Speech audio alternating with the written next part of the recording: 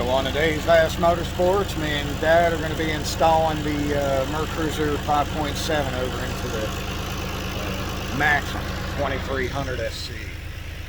And you'll be able to follow along in future videos if you'd like, and be able to see this thing getting restored. It's in pretty rough shape right now, but it does have one thing going for it, or two things. It's got really nice interior as far as the vinyl. The cabin has to be redone, but the seats and the seating area is really nice, especially for its age and the way the outside looks. It must have been covered.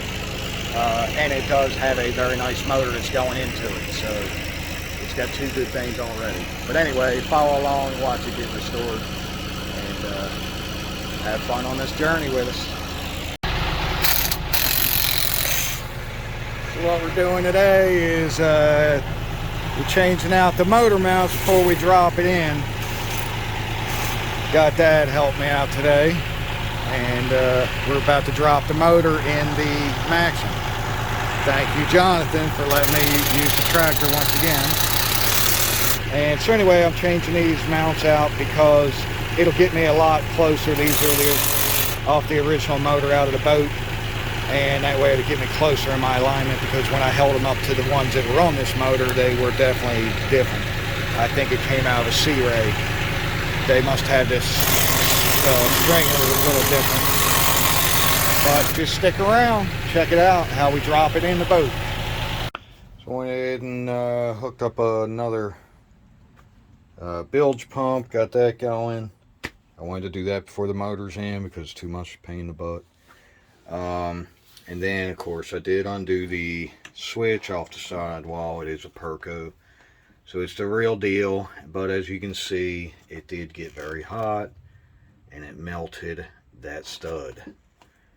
So, once again, that's why I tell you, go ahead and take them off and check them, because you never know when it's gotten too hot. That's probably from the messed up starter, or the engine was hydrolocking or something, and they just kept trying to start it, but whatever happened, it overheated it. I do have a new one in there on the shelf, so I'm going to go ahead and install that. They had it right here on the side. I think I'm going to move it right here where you'll just be able to open this little door and be able to flip it right here. That'll be only one big cushion you have to remove instead of all three cushions actually, and opening this big doghouse just to reach in and do the switch over here. So now we got that getting in. Now that was close. You can see the chain is actually hitting the seat because the motor is so far up in there, but we do have the bolts already started. Thanks, Dad. Woo! So now I just need to lower it on down a little and tighten her down. We used a board, and my dad was like using this for a little bit of leverage, 2x4.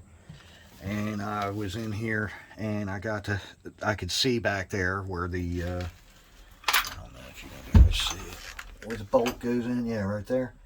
I went ahead and shook the engine and got it above those washers, and thankfully didn't do any damage to the seat or anything. These seats are in actually really nice shape. I still can't get over for the age it is. It just needs a really good cleanup. So anyway, I'm going to go ahead and take the chain off and get the motor mount bolts and the bell housing bolts back there tightened up. And we'll probably just call it a day. Today's Sunday. I was just out here messing around. Leaving out tomorrow to go to Florida. So whenever I get back, we'll continue this little journey.